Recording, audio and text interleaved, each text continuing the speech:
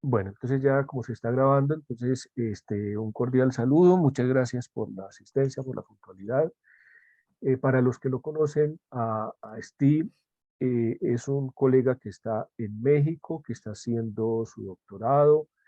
eh, es alguien que tiene mucho conocimiento, digamos que en términos generales de la fenomenología, muy interesado también en conocer la obra de Edith Stein y en apoyarnos, digamos que en estos momentos con sus aportes, con sus lecturas. Y pues bueno, entonces él nos va a colaborar en este día con la lectura del protocolo de la sesión anterior. Profe, tiene, permíteme, yo te pongo como coanfitrión para que puedas compartir tranquilamente y manejar la sala. Perfecto. Entonces tienes la palabra. Adelante, por favor. ¿Se ve la pantalla? Sí. Sí, señor. Entonces voy a leer el protocolo. Eh, ¿Se me escucha bien? Sí. Sí, señor. Fuerte y claro. Listo. Muchas gracias. Entonces, protocolo sobre la parte uno, la estructura óntica del Estado, del libro Una investigación sobre el Estado. Concretamente, ahorita estamos trabajando sobre el parágrafo uno, la comunidad estatal, y las páginas de la 532 a la 539. El presente protocolo expone la discusión que se presentó el día 10 de septiembre de 2022 en torno a la soberanía estatal, tema tratado en el parágrafo 1 de la primera parte del libro Investigación sobre el Estado de Edith Stein. Para dicho fin, el protocolo se divide en dos partes. En una primera parte se hará una breve reconstrucción del concepto steiniano de soberanía estatal, tal como fue expuesto y comentado en la redactoría de la sesión.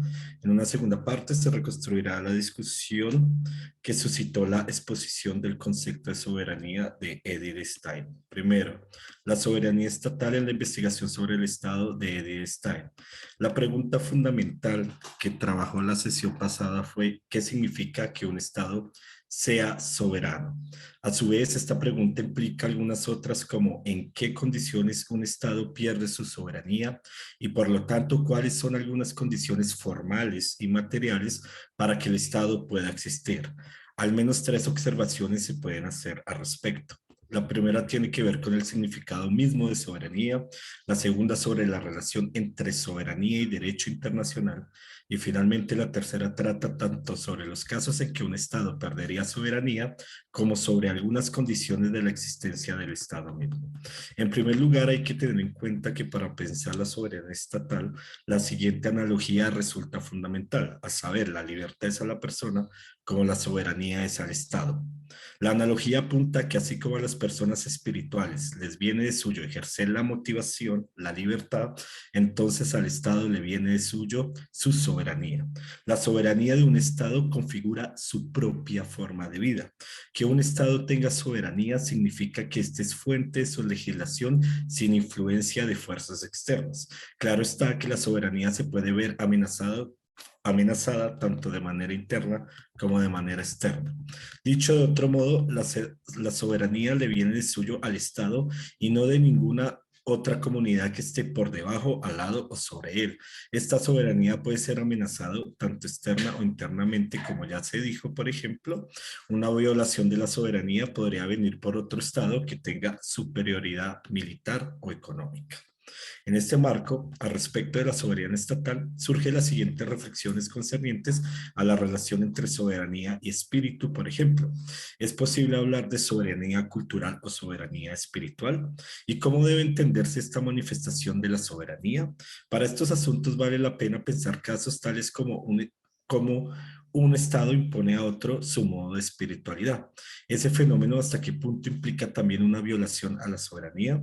A su turno, cuando la reflexión se lleva al caso de Colombia, ¿cómo entender que Colombia sea tratada como potencia mundial de la vida a la luz de este concepto steiniano de soberanía.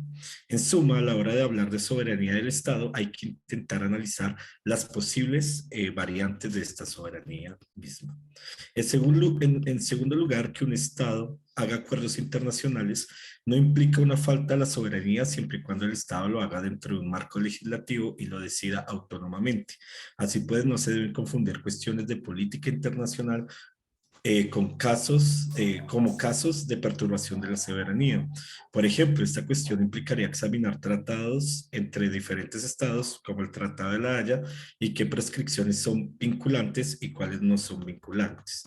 Finalmente, en tercer lugar, se examinó las circunstancias en las que el Estado pierde soberanía. Son tres las circunstancias: cuando queda disminuido por otro poder, si renuncia a su poder o si transfiere sus funciones a otra voluntad. También un Estado no solo debe constituirse legislativamente, sino que debe ser reconocido. Aunque la soberanía del Estado no radica en la comunidad de personas espirituales, sí se requiere como condición material la conciencia comunitaria. Por lo tanto, es posible un Estado constituido solo legalmente, pero eso no basta, pues es necesario que tenga un contenido material que es ofrecido por la comunidad. De todos modos, hay que tener en cuenta que la comunidad estatal no es equivalente a la comunidad de personas espirituales. Un Estado no desaparece por la pérdida ahí era una comunidad no desaparece por la pérdida de la soberanía de un Estado. Por ejemplo, una vez finalizada la Primera Guerra Mundial, el imperio austrohúngaro fue disuelto, pero eso no implicó la desaparición de las diferentes comunidades que estaban comprendidas bajo este Estado.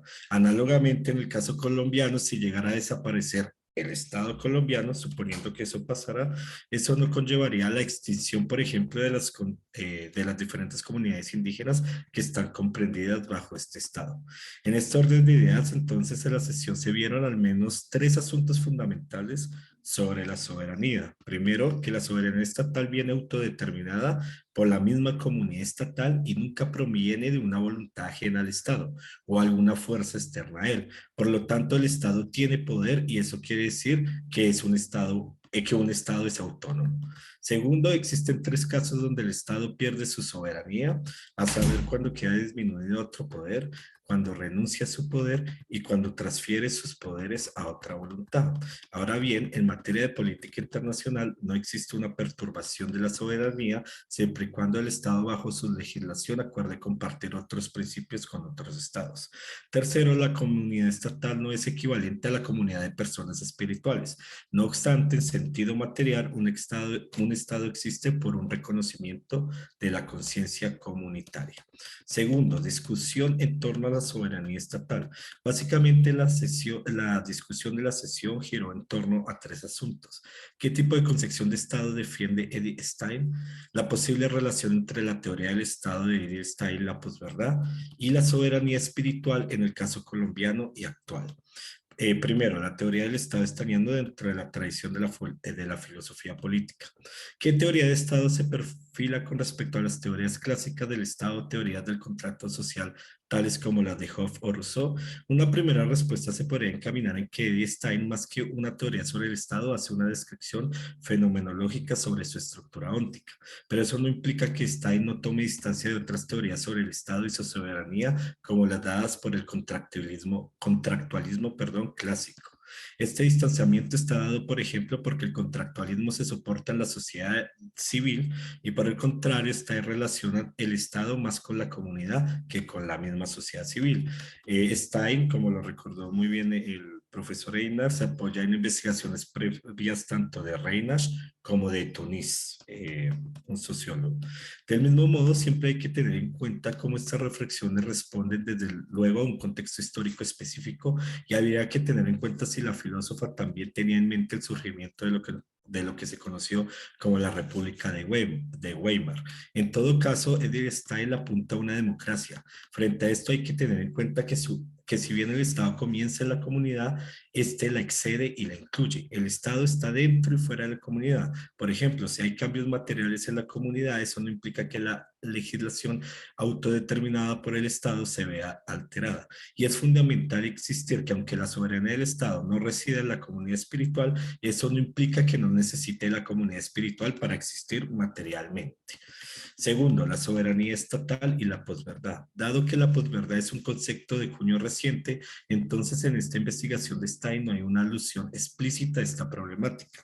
No obstante, un antecedente importante para entender la posverdad va a ser el fenómeno de la propaganda, sobre todo en el contexto del surgimiento del régimen nacional socialista nazi. Pero estos asuntos fueron examinados más explícitamente por Hannah Arendt.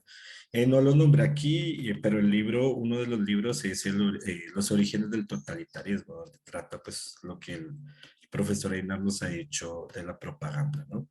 Y finalmente, reflexiones sobre la soberanía cultural o espiritual. ¿Cómo pensar la soberanía estatal en nuestro caso y en los países latinoamericanos en general, cuando, por ejemplo, hay diversos pueblos indígenas con su propia legislación? Asimismo, ¿qué pasa con la soberanía en los casos cuando ciertos territorios están controlados por otras asociaciones, por ejemplo, grupos al margen de la ley? Ante esto, en ninguno de los dos casos existe amenaza alguna para la soberanía del Estado. En primer lugar, que el Estado admita o reconozca comunidades con una tradición, unas costumbres, unos valores que incluso precedieron su formación, eso no implica alguna pérdida de su autonomía. Incluso el Estado, al reconocer esas comunidades, está ejerciendo soberanía.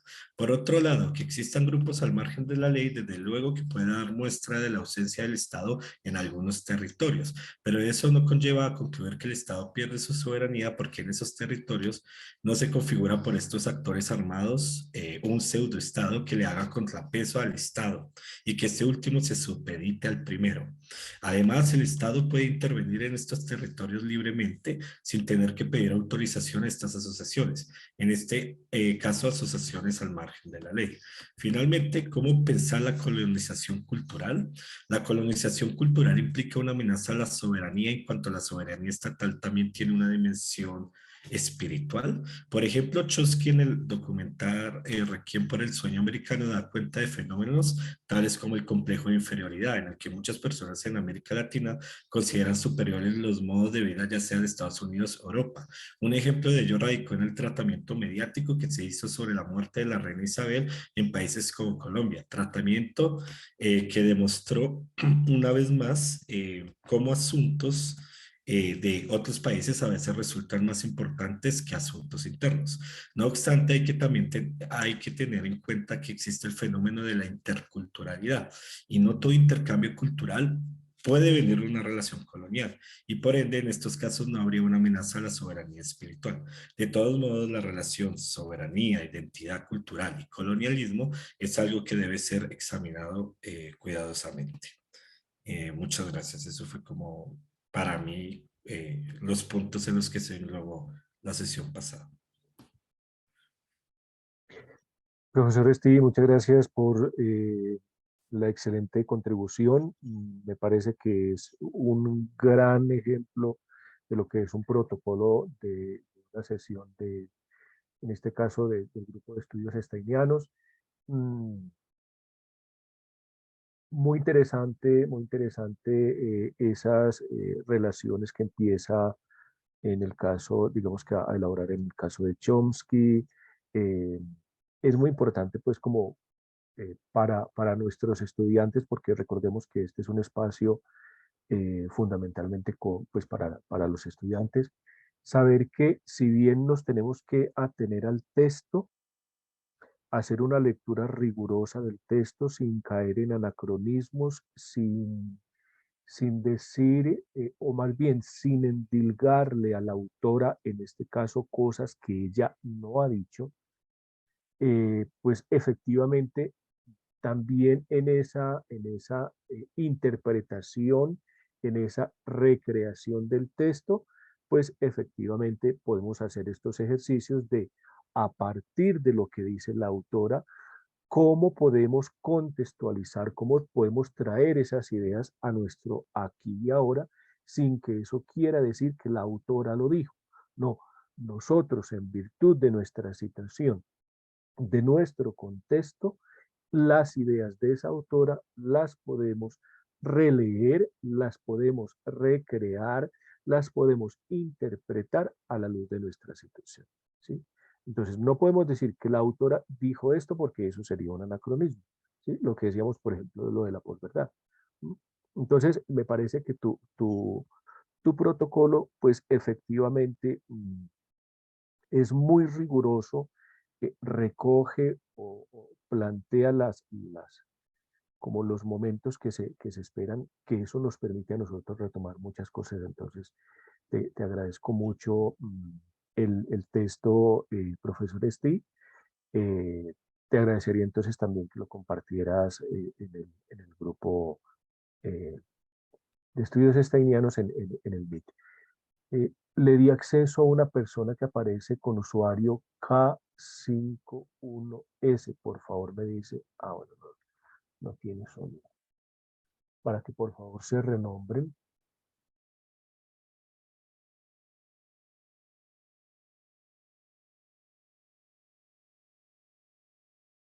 Bueno, entonces mientras que esta persona tiene, no se les olvide por favor registrar asistencia. Antes de, digamos que empezar la presentación de hoy, eh, quiero decirles dos cosas. Además de que queda a disposición la elaboración del protocolo para la próxima sesión, también a mí, bueno, sobre todo los que ya hemos trabajado en otras cortes, a mí me gusta empezar a ir soltando también estos ejercicios para los estudiantes. Entonces, si alguien desea para la próxima sesión, es decir, para el 1 de octubre, sí, para el 1 de octubre, si alguien desea trabajar, hacer la presentación, hacer la relatoría, ¿sí? Eh, que ya empezaríamos con el parágrafo 2, también lo puede hacer, ¿sí? Recordemos que pues, se trata de un ejercicio de lectura que pues amerita rigor, que amerita preparación, pero que en todo caso, pues como comunidad de aprendizaje, estamos todos aprendiendo de todos, ¿sí? Entonces, en ese orden de ideas, también queda a disposición. Si alguien quiere decir, mire, yo para la próxima sesión, el 1 de octubre, voy a hacer la relatoría, también lo puede hacer. Entonces voy a compartir pantalla.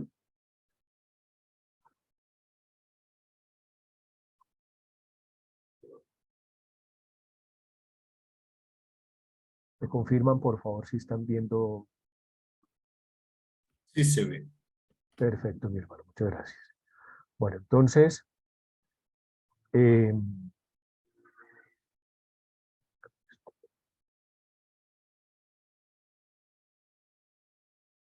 reitero nuevamente entonces la estructura que tiene la obra de Stein sobre una investigación sobre el Estado. Dos partes. La primera, la estructura óntica, y la segunda, el Estado desde el punto de vista de los valores. Estamos en esta primera parte. Hoy estaríamos terminando el parágrafo 1 y a partir de la próxima sesión del 1 de octubre estaríamos abordando el parágrafo 2. Es muy importante que siempre nos ubiquemos en el marco de la obra donde estamos. Bien. Podríamos decir que las dos sesiones anteriores en las que ya nos hemos enfocado directamente en la obra en el parágrafo primero, podríamos decir que un concepto clave de la primera sesión de ese parágrafo fue comunidad. Un segundo concepto clave de la segunda sesión de ese parágrafo fue, como pudimos ver hoy con el protocolo que nos compartió el profe Steve, sobre soberanía. Y si bien hoy hay asuntos diversos, creería yo que un tercer concepto fundamental sería el de cultura. ¿Sí? Eh, quiero como generar algún tipo de problematización antes de presentar para que al final pues hagamos la discusión. La pregunta siguiente.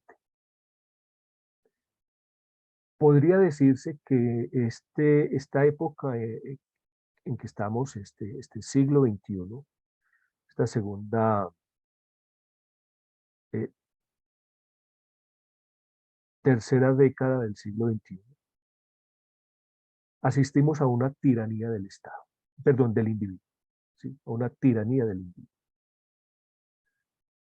Eso supone, obviamente, que la comunidad eh, se, se exponga a sospecha, a peligro, ¿sí? Y en una época de la tiranía del individuo, donde la comunidad se ve amenazada, ¿qué implica eso en términos culturales? Creería yo que esa sería como la pregunta que también nos tendríamos que hacer como filósofos o filósofas en formación. Insisto, más allá de los títulos que uno tenga colgados en una pared, en filosofía uno nunca llega a la perfección o al conocimiento de la verdad absoluta. Y por tanto, uno todo el tiempo está en formación. Entonces, tendríamos que preguntarnos eso. ¿Sí?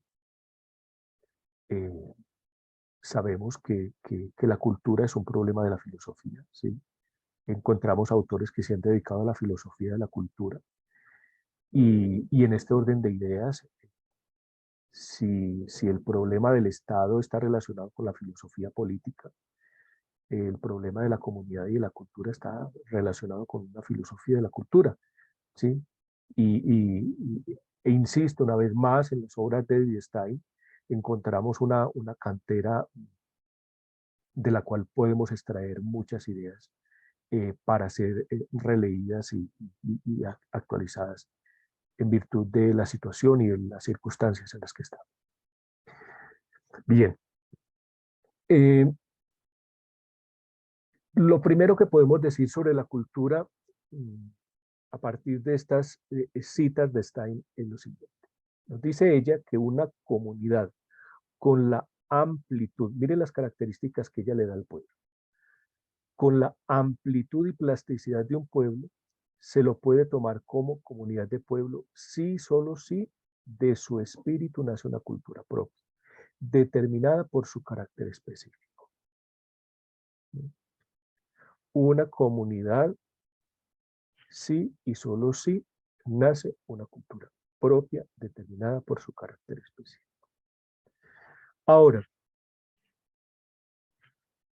mucho cuidado con leer aquí una sugerencia de corte nacionalista, ¿sí? Porque, pues, obviamente estamos hablando de comunidad, no estamos hablando de ninguna nación, de ningún estado, ¿sí? Lo que la autora nos está invitando es eh, a la creación de una cultura propia, sin que esto riña con el reconocimiento de la especificidad, de la originalidad de otras culturas. Porque es que el problema muchas veces es que cuando buscamos lo original, lo auténtico, lo autónomo, eh, lo, lo propio, desestimamos que hay otros mundos, que hay otras culturas, que hay otros pueblos con igual diversidad de caracteres y de cultura, ¿sí? Entonces es muy importante que nosotros tengamos presente eso. No quiere decir, menos hoy en el siglo XXI, ¿sí? aquí hay una cuestión de pronto si se me escapa alguno me recuerdes, por favor. Multiculturalidad, interculturalidad, son fenómenos que nosotros también tenemos que tener presente. No porque yo invite a la gestación de una cultura propia, quiere decir que eso desestime, infravalore otras expresiones culturales. Todo lo contrario. Reafirmar una cultura propia supone el reconocimiento de otras culturas también. Dice la autora que cada cultura, cada cosmos unitario en sí, delimitado hacia afuera, de bienes espirituales, remite a un centro espiritual. Ese centro espiritual es la comunidad creativa. ¿Sí? Tenemos que empezar a problematizar, tematizar, hacer epogé de las comprensiones ordinarias, vulgares, cotidianas, de lo que entendemos por comunidad, por espiritual, ¿sí? Y entender las expresiones en el justo contexto de la obra del autor. ¿Sí?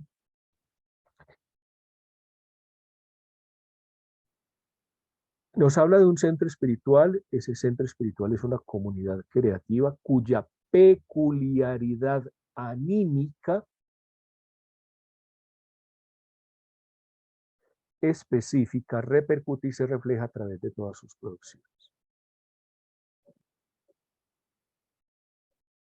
Solamente una comunidad popular tiene por esencia ser creadora de cultura. ¿Qué es una comunidad? ¿Qué es en el sentido de la pregunta por la esencia de la comunidad popular? Ser creadora de cultura. Esa es la esencia de una comunidad popular, según la autora. Ahora, entonces, preguntémonos todos cuáles son nuestras producciones, cuáles son nuestras creaciones que materialmente dan cuenta de nuestro ser como comunidad popular, como comunidad creativa, como, digamos que, expresión material de eso que hemos estado pensando en torno a la soberanía espiritual. ¿De qué manera esa soberanía espiritual se expresa en unas producciones, en unas creaciones culturales? Es muy importante que nosotros tengamos presente como todas esas relaciones que el autor está. Ahora bien, quiero llamar la atención sobre algunas relaciones que es importante como que que tengamos meridiana claridad sobre esas relaciones. La autora nos habla de las relaciones entre el pueblo y el Estado. Me permito leer. El pueblo, en cuanto personalidad dotada de creatividad propia, exige una organización que le asegure poder vivir según su legalidad propia. El Estado, como formación social que tiene la plenitud de su poder, su principio de organización, exige una creatividad capaz de dar contenido y una orientación a su potencia de organización y de conferirle una legitimidad interna.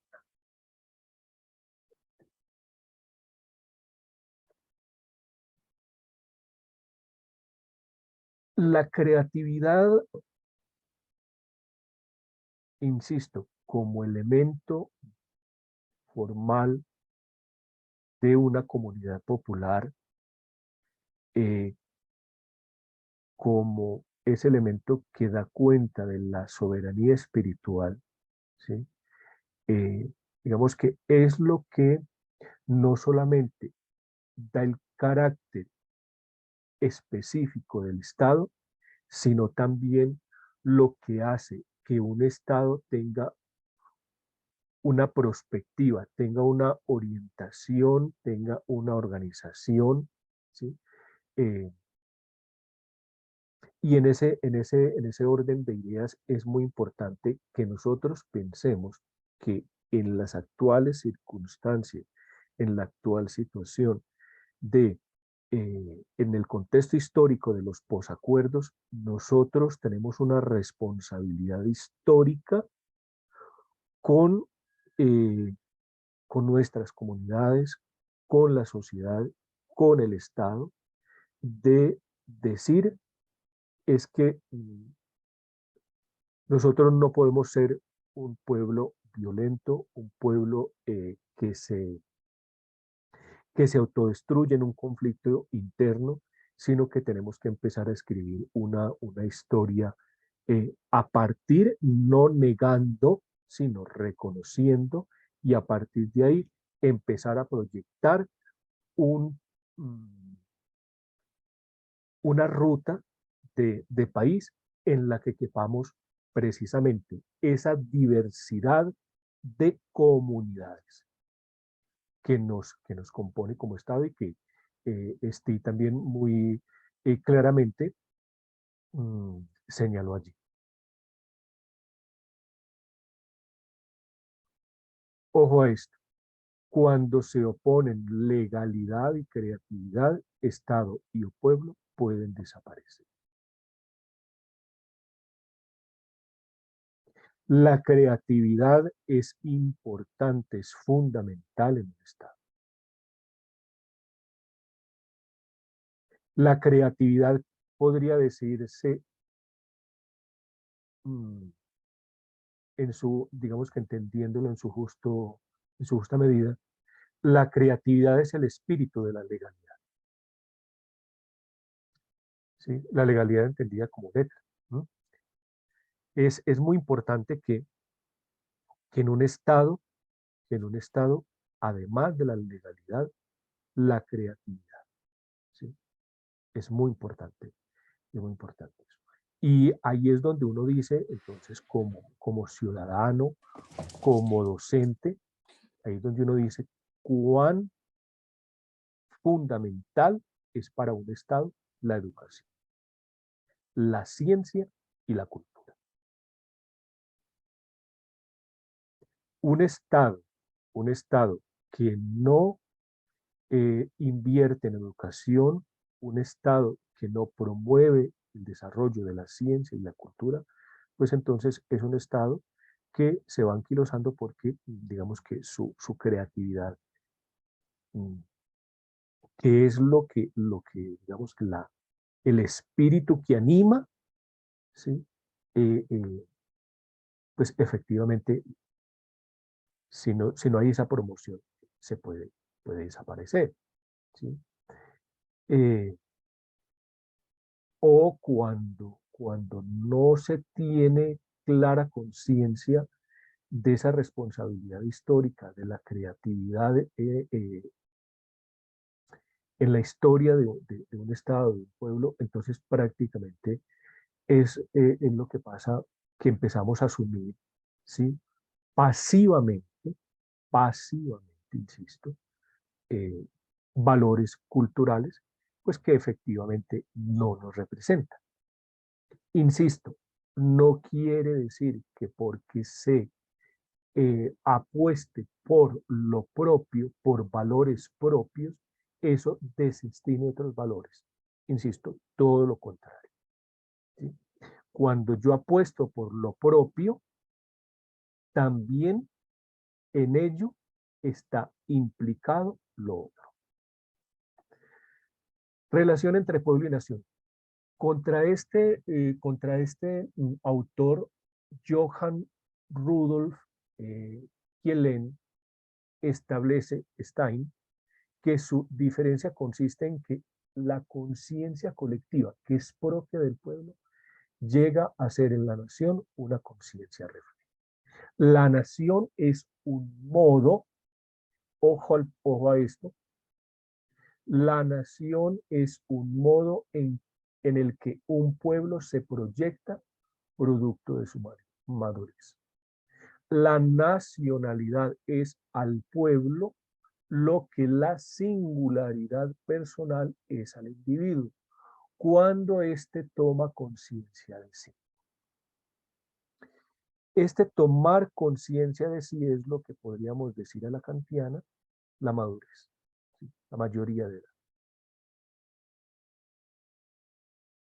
¿Sí? Cuando el individuo toma conciencia de sí, de su mayoría de edad, este individuo piensa por sí mismo, sapere aude, reconoce su valor singular, ¿sí?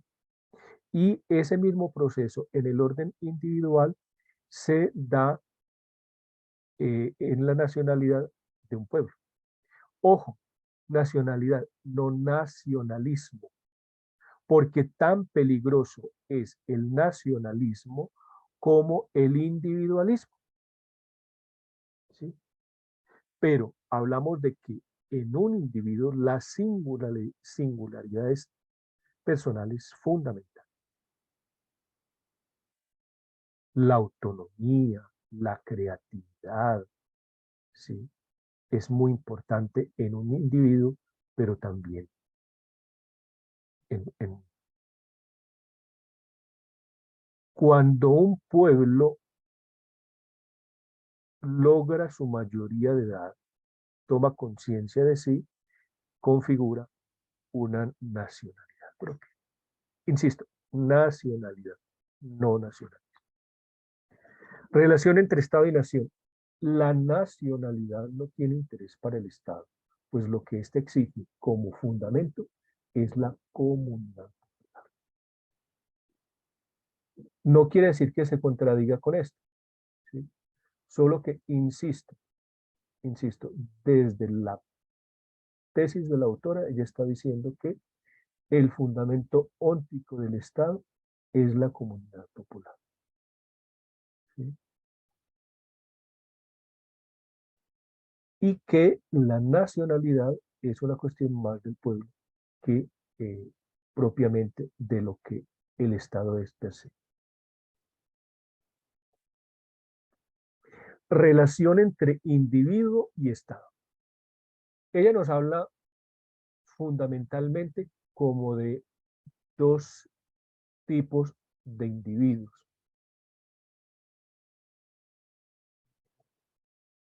Los funcionarios y los portadores.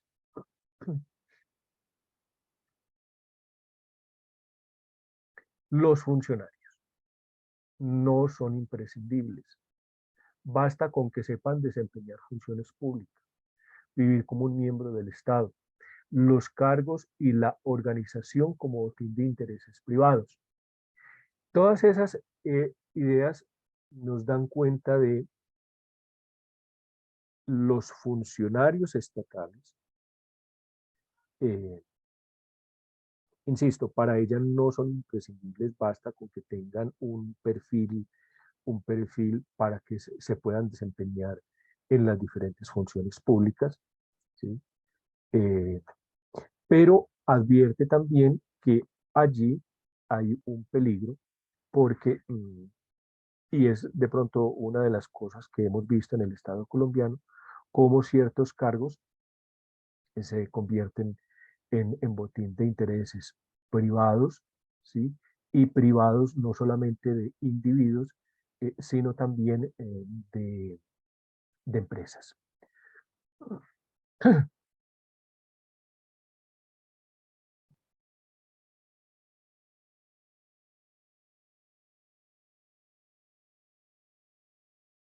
¿Quiénes son los portadores?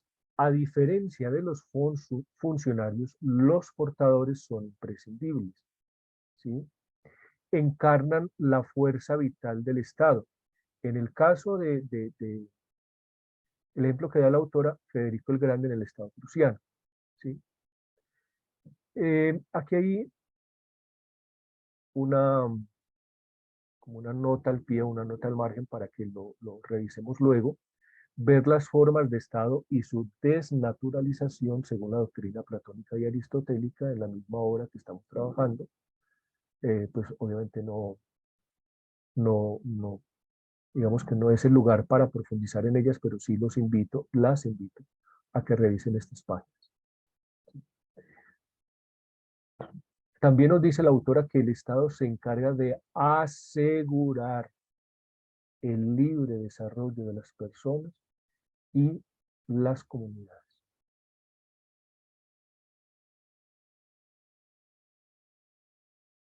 Esto para ella es fundamental, ¿sí? Recordemos, cuando habla del libre desarrollo de las personas, recordemos todo lo que ella nos habla, por ejemplo, en, eh, sobre el problema de la empatía en comunidad, bueno, y en otras obras que en este momento se me escapan, ¿sí? Pero es muy importante. Si el fundamento del Estado es la comunidad popular, insisto, esa es la tesis de ella, no la sociedad, y por tanto, digamos que su teoría política estaría, digamos que tomando distancia del contractualismo, como lo señaló Steve. En ese orden de ideas, pues efectivamente, mientras más libre desarrollo tenga una persona, una comunidad o una persona de una comunidad, el Estado es mucho más sólido.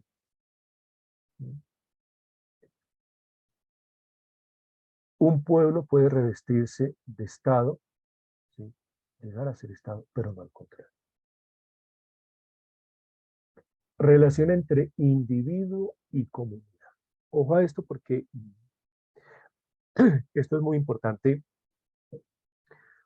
como en esa relación mm, heterárquica, en esa,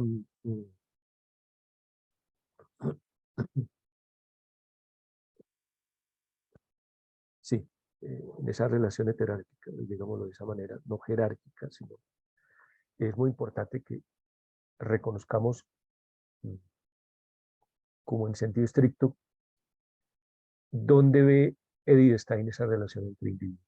Los individuos, ojo a esto, no son únicamente portadores, sino que se alimentan de ella y de su fuerza vital y espiritual. Cuando habla de ella es de la comunidad. Los individuos no son únicamente portadores, sino que se alimentan de ella y de su fuerza vital y espiritual. Es decir,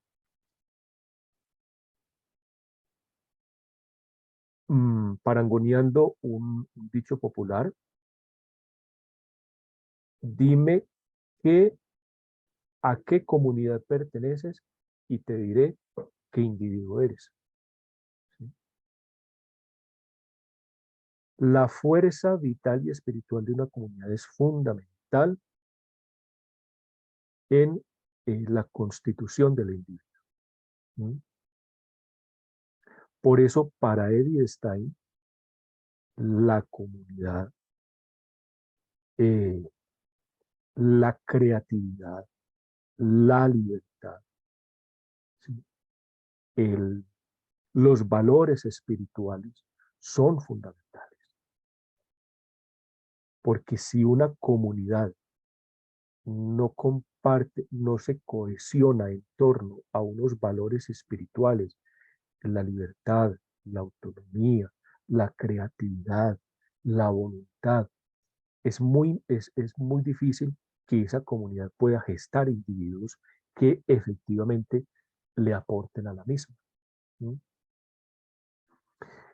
Toda comunidad, recordemos, toda comunidad, tanto pueblo como nación, es de naturaleza espiritual. Un pueblo tiene un fundamento natural, pero en cuanto es comunidad, es de naturaleza espiritual.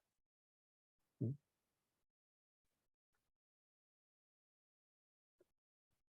Aunque tanto pueblo como Estado se caracterizan como una multiplicidad abierta de individuos. Miren esto que tan interesante esa definición.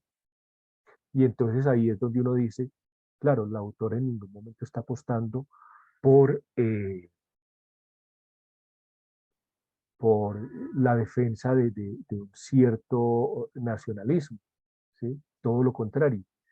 Tanto pueblo como Estado se caracterizan como una multiplicidad abierta de individuos. Ese carácter de abierto es fundamental en el pensamiento de Edith Stein. En lo concerniente al Estado debe ser amplio para asegurar su funcionamiento y soberanía, no así con el pueblo, dado que se debe guardar su unidad y tipo original.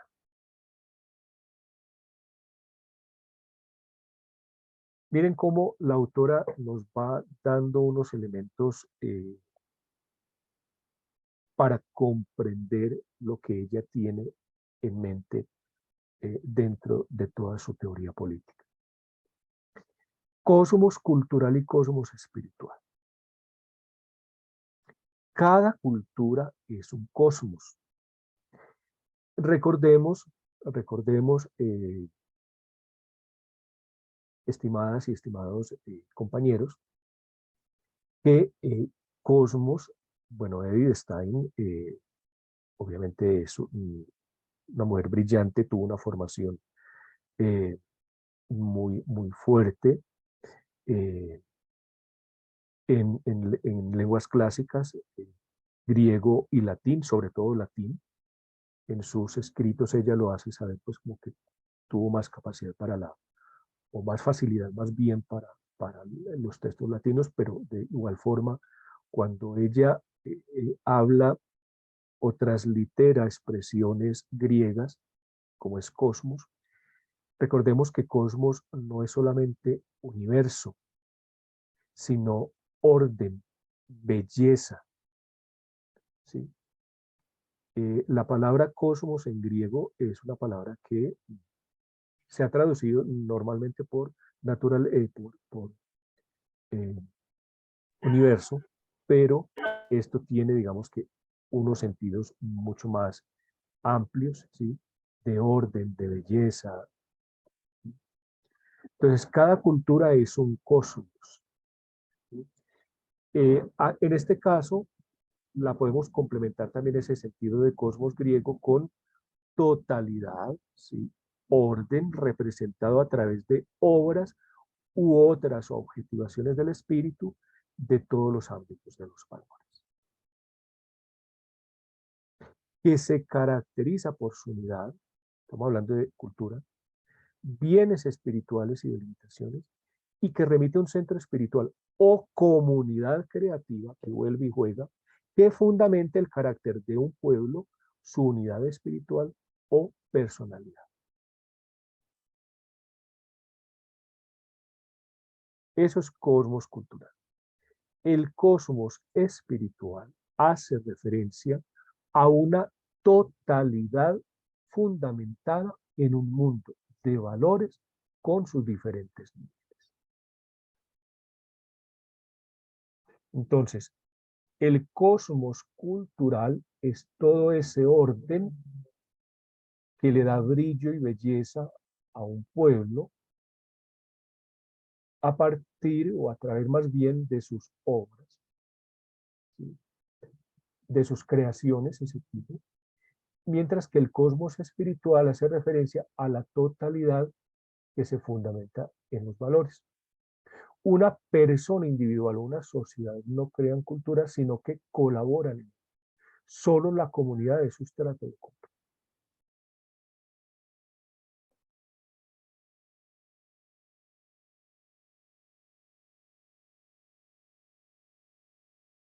Perfecto, Jen.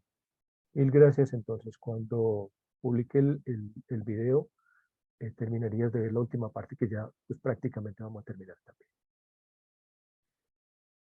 Es importante que volvamos a pensar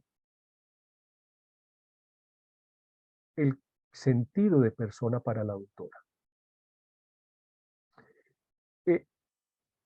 Se habla de personalismo, por ejemplo, Emmanuel Mounier, un pensador francés, él tiene, digamos que una comprensión de la persona, ¿sí? Una propuesta eh, conocida como personalismo, pero en el caso del personalismo steiniano, pues efectivamente difiere, o más bien es, a mi juicio, mucho más integral, mucho más rico. Dice Stein que la unidad de la persona depende de su relación con el mundo total de los valores. ¿Sí? Es decir, de su integración en el cosmos espiritual y de la coherencia de todas sus obras. Entonces, ¿sobre qué valores, digamos que el valor de una persona, el brillo, eh, la grandeza, si se quiere de esa manera, de una persona radica en la fundamentación en los valores, pero en la proyección de sus obras? ¿Sí? Para Stein, lo interior y lo exterior siempre está implicado. Los valores es a lo interior, a lo espiritual, las obras a lo exterior. Una persona individual no puede apuntarle a todo y ser creativo en todo. Sin embargo, se espera una sensibilidad hacia todos los niveles de valores. Cuando hablamos de una sensibilidad hacia todos los niveles de valores, también podemos relacionarlo con la cuestión de la empatía. ¿Sí? Esa sensibilidad hacia todos los, insisto, ella dice que todo mundo, pues obviamente no puede ser creativo en todo, no puede apuntarle a todo, todos no podemos tener, porque estaríamos cayendo también en el peligroso nivel en el peligroso problema de la nivelación. ¿Sí? Todos no podemos tener todo, ¿sí? Pero sí todos tenemos que tener una sensibilidad, una apertura, ¿sí? Aunque yo tenga unos valores, comparta unos valores, me mueva en unos niveles de valor, eh, mi dimensión espiritual está fundamentada en un mundo de valores, eso no quiere decir que solo esos y ningunos otros puedan ser reconocidos. Insisto, cuando yo, hablando en términos heideggerianos, le apuesto por la autenticidad, ¿sí? Cuando yo defiendo lo propio, de suyo estoy implicando lo otro, ¿sí? Yo no puedo defender lo propio cuando destruyo lo otro. ¿Mm? Lo propio de una persona individual se expresa en su creatividad y en su escala de valores. Lo auténtico, ¿sí? Eso, lo propio, lo singular. ¿Sí?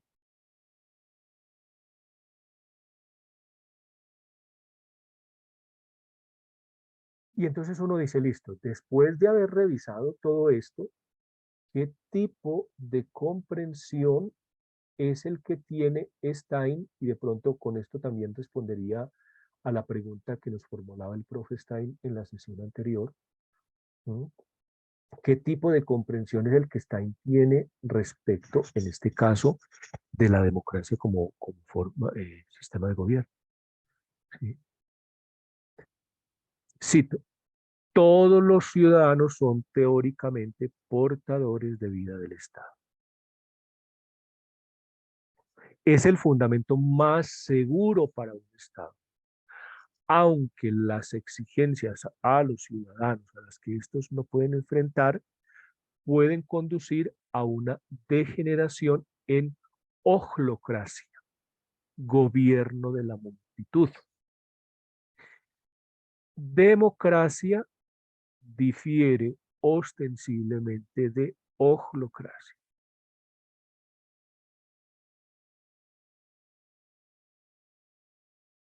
Gobierno del pueblo no quiere decir gobierno de la multitud. Podríamos decir incluso gobierno de la masa. ¿Mm? Hay un autor griego, un presocrático, que a mi juicio, sin todavía, digamos, que tener todos los elementos para darle rigor de una tesis, pero lo planteo a modo de conjetura. En Heráclito está esta distinción muy clara. ¿Sí? Una cosa es la masa indiferenciada, la multitud, los muchos, y otra cosa es, en este caso, los ciudadanos, como portadores de vida del Estado.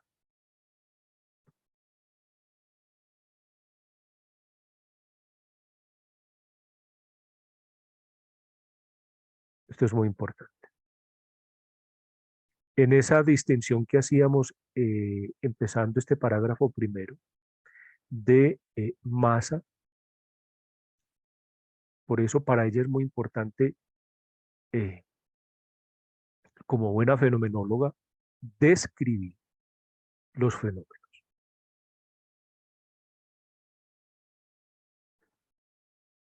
Y aquí se entiende entonces ciudadano.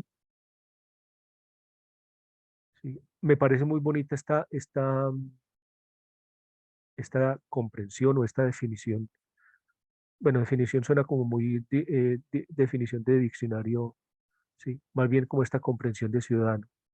Portador de vida del Estado.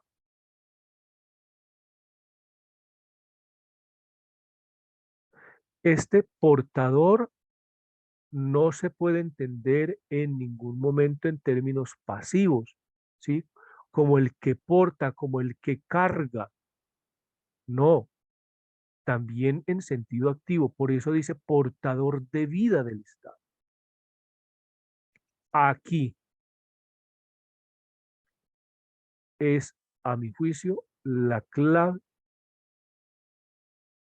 que nosotros tendríamos que volver a retomar de cara a lo que nosotros tendríamos que pensar en estos momentos. Bueno,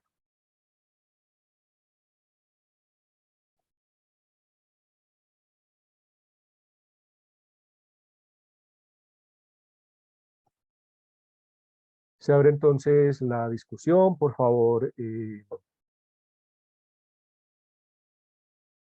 Bueno, entonces Ana María, me encargo de la relatoría de la próxima sesión.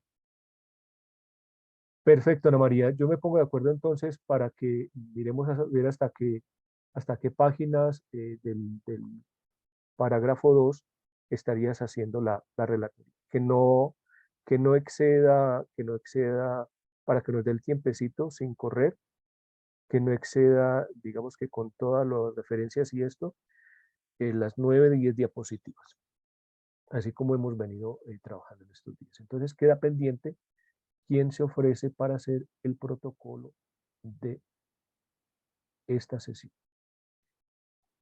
Bueno, entonces recordemos que en reacciones está la posibilidad de levantar la manito y ahora entonces la discusión.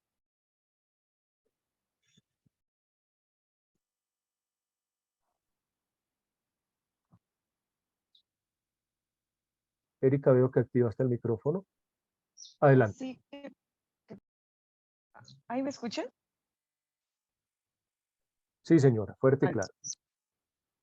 claro. Buenos días, compañeros. Buenos días, profesor. Qué pena. Primero, me postulo para hacer el protocolo de la próxima sesión. Y segundo, bueno, respecto a la lectura y lo que decía en la primera sesión donde hablábamos del espíritu del pueblo, y yo le decía en mis aportes que primero hay que hacer un epogé sobre Colombia, sobre lo que hay aquí en el país, para decidir bien cuáles conceptos aplican, bueno, cuáles son nuestra esencia, digámoslo así, yo considero. Algo que me inquieta bastante es el tema de comunidad. El tema de comunidad actualmente, el tema de las comunidades virtuales. ¿Cómo aplicaría esos conceptos de comunidad? ¿Cómo aplica el tema de cultura? Y hasta dónde creemos que puede llegar a estar el Estado. ¿Sí?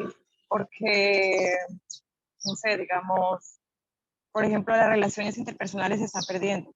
Como tal, ya no es un territorio o unas políticas las que están definiendo casi hoy en día a un Estado. Bueno, sí lo hacen actualmente, en teoría, pero en el acto de nación no lo estoy viendo de esa forma. Se está estructurando, estamos pasando a otro mundo. Me parece que estamos pasando del Estado a un mundo globalizado. Bueno, un Estado que abarque todos los otros estados, otras comunidades. No sé. Gracias, Erika. A ver, como para matizar un poquito tu postura, efectivamente, creo que las mediaciones, de pronto Steve me puede apoyar, digamos que no pensando lo mismo, sino digamos que ampliando la cuestión. Pero a ver, yo creo que las mediaciones, efectivamente las mediaciones han cambiado, ¿sí? Las mediaciones para esas relaciones comunitarias han cambiado. ¿Qué sé yo? Un ejemplito.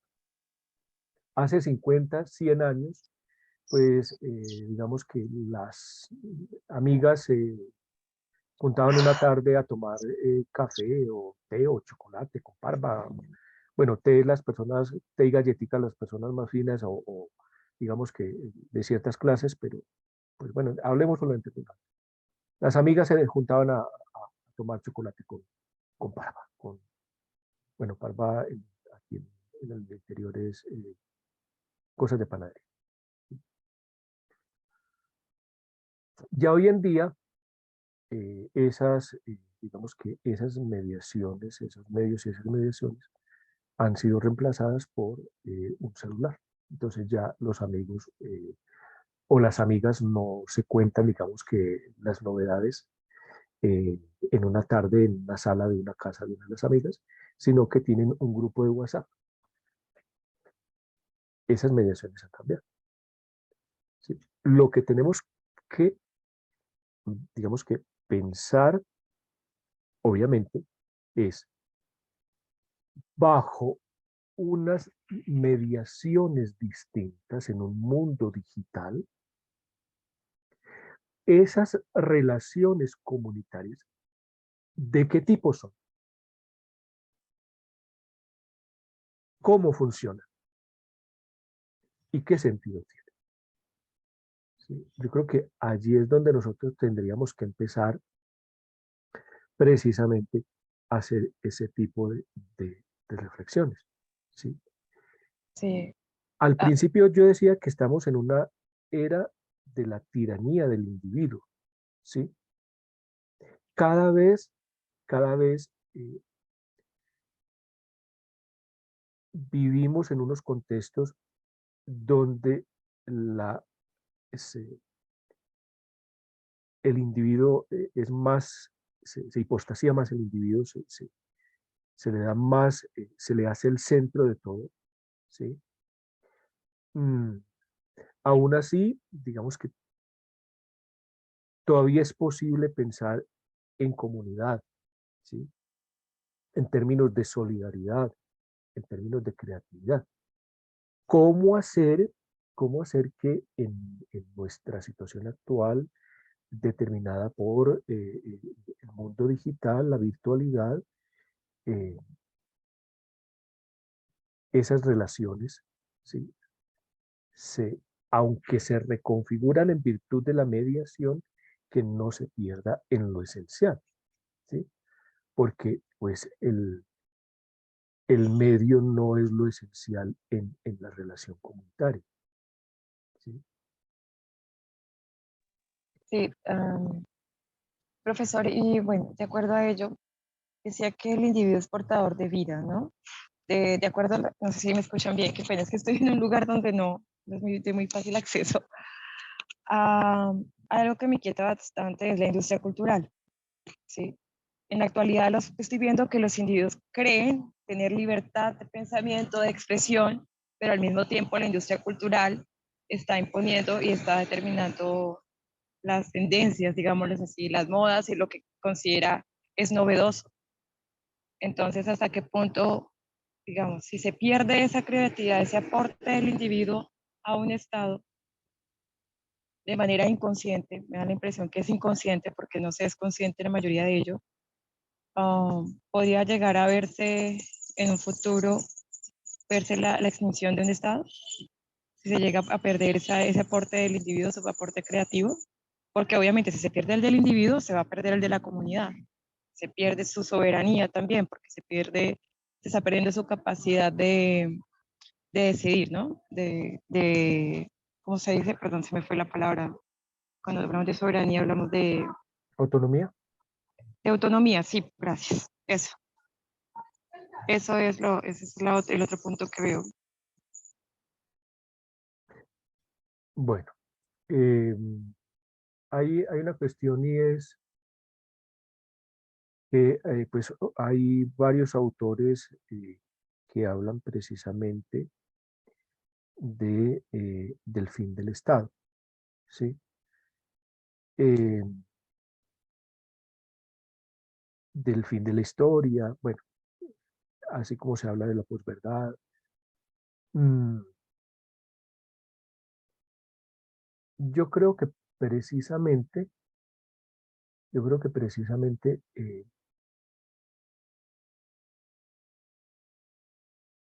en un mundo mm, donde las obras culturales son una mercancía más, pues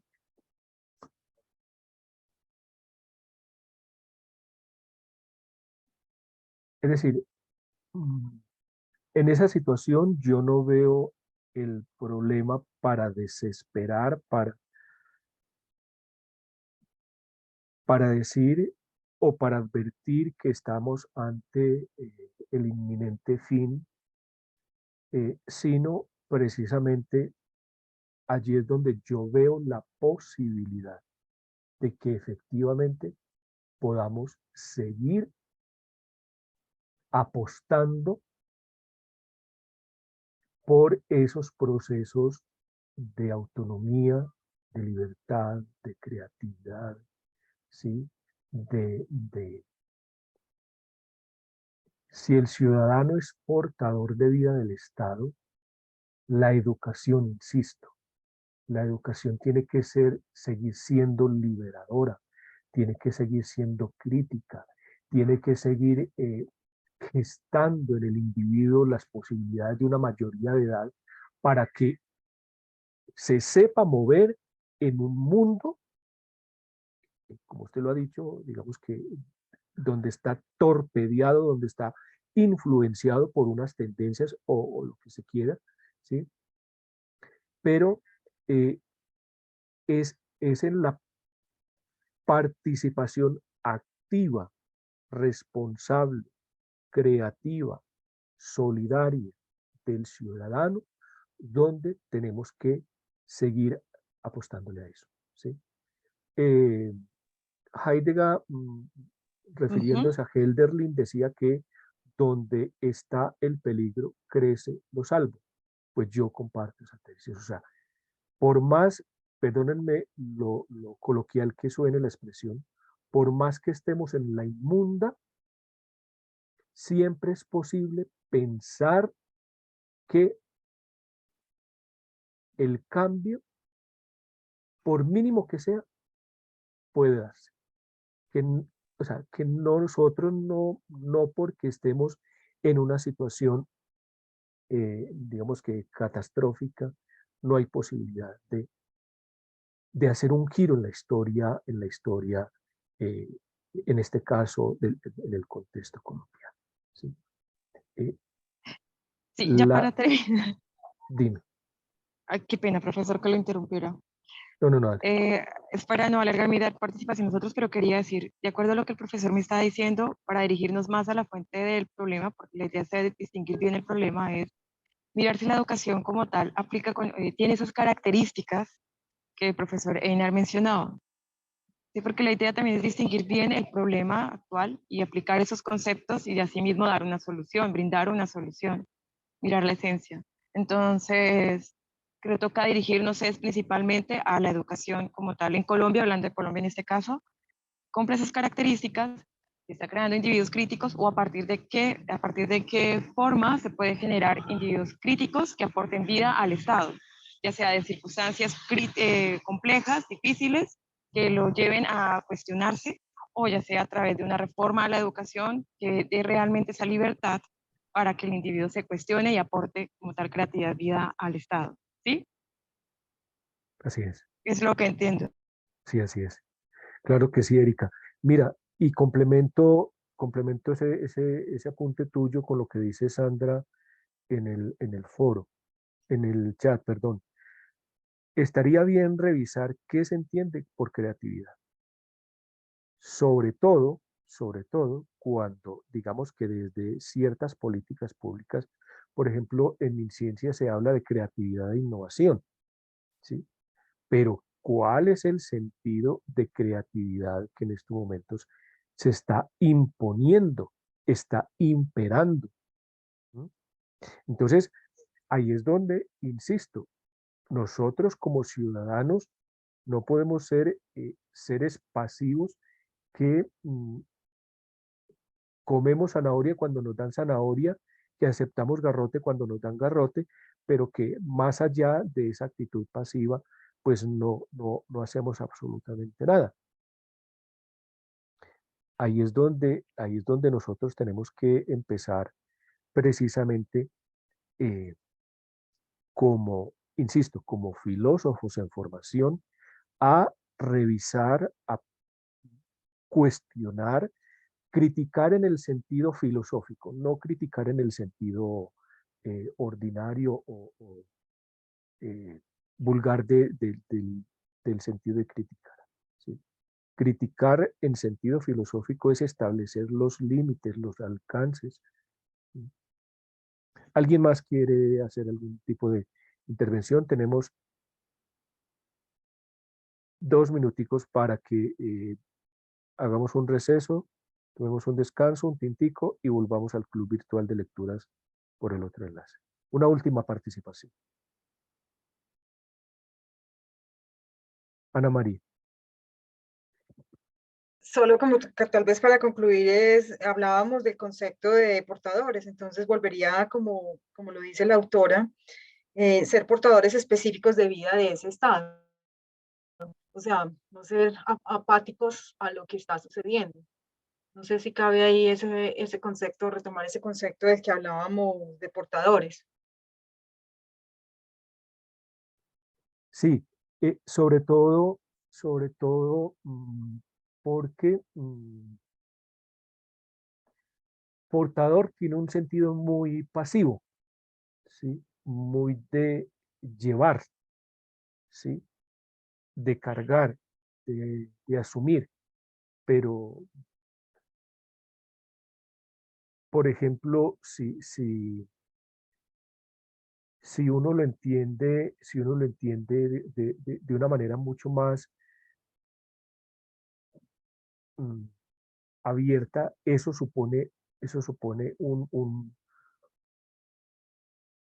una dimensión o una comprensión mucho más trascendental, ¿sí? A ver, en las antiguas guerras medievales, por ejemplo, el portaestandarte prácticamente no era el guerrero de estar allá, digamos que en batalla peleando, dando espada.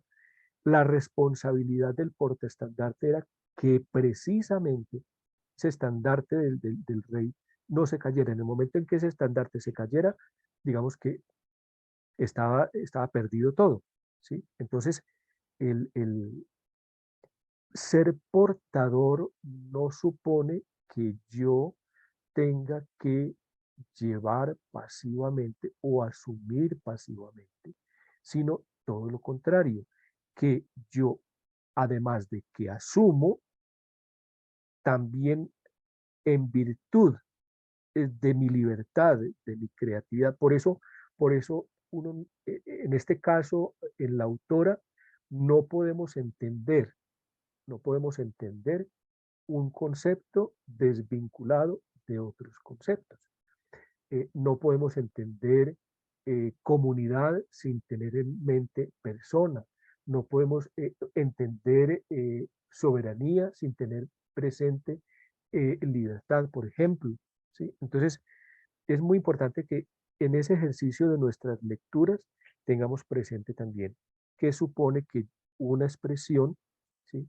Por eso es muy peligroso cuando uno hace una lectura sesgada o cuando se cita a un autor, esa cita se sustrae, se arranca del contexto en el que fue dicho y la gente la manosea una cita y de pronto por ostentar cultura o por hacerse pasar brillante, cita un autor fuera de contexto y pierde completamente el sentido. Entonces es muy importante que como lo que la autora dice de el ciudadano como portador de vida, ¿sí? Ese vida también habría que revisarlo, por ejemplo, en lo que ella dice en, sobre el problema de la empatía, ¿sí? Porque vida en Stein no es el concepto biologicista, ¿sí? Por ejemplo, cuando ella hace esa distinción entre life, cuerpo vivo, y Kerpa como cuerpo físico, ¿sí? Ese es el ejercicio de uno comprender mm, con rigor, con profundidad, con, no solamente con amplitud, sino también con profundidad la obra de un autor.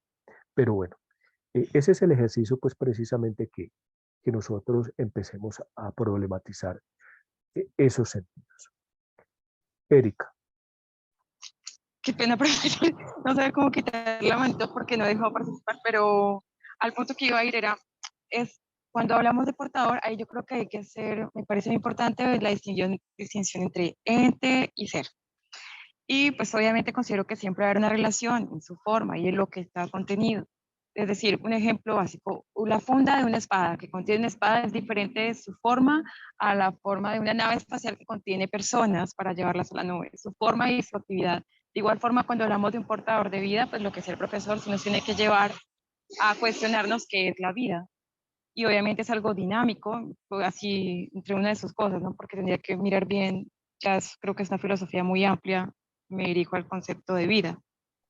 Y por ende va a ser algo dinámico. Eso sí me queda en cuestión. Es una relación entre el ente y el ser, pero como decía Heidegger, en Ser y Tiempo, no es algo que se distingue solamente con el ente. Por eso no es algo pasivo, ¿no? Es algo dinámico. Siempre va a ser algo dinámico mientras estén contenidos los dos. Tiene una finalidad, un objetivo y un origen, ¿no? Un todo. Era eso, profesor. Y qué pena es que no sé también cómo quitar la manito. La alcé, pero no sé cómo Ah, quitarla. vale, descuida. Gracias. Con gusto. Bueno, compañeras, compañeros, entonces un fuerte abrazo, 5 minuticos para descansar y nos vemos ahorita en el Club Virtual de Lecturas Filosóficas. Un fuerte abrazo, un buen, feliz y feliz fin de semana. Gracias, Muchas profesor. gracias. Hasta luego. Gracias. Gracias, Gracias. compañeros. Gracias.